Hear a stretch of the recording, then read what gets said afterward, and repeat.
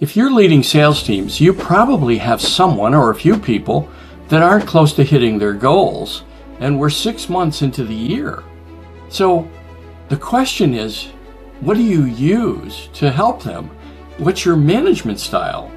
Is it pressure or avoidance? If that's the case, I'm going to give you some healthier approaches to help your team win.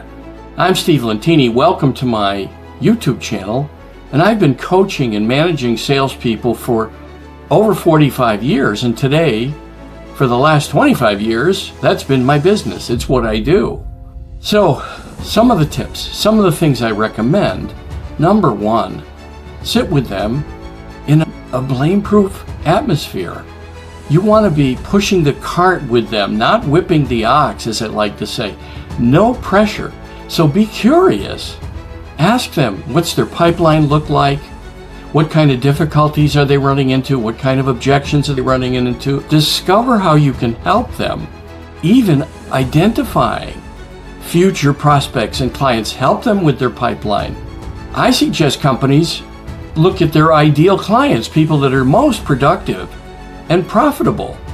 They'll guide you to find companies that are similar, because you'll help your team develop questions to uncover whether this particular prospect or future client is a fit.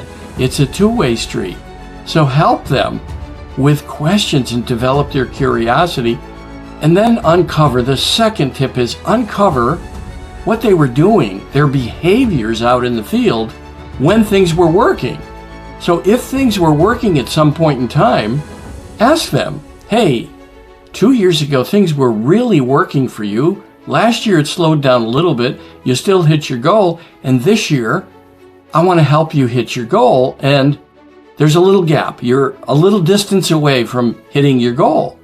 So let's talk about what worked, what you were doing, and explain in detail what you're doing today and for the 6 months of this year. And let's see if we can close the gap and go back to behaviors that work. Your job as a leader is to manage behaviors, not results, not numbers.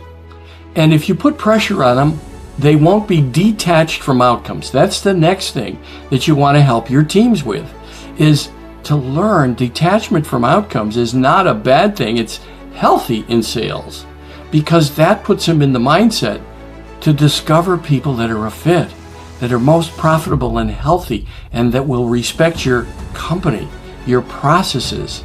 And you have customers for sure that don't.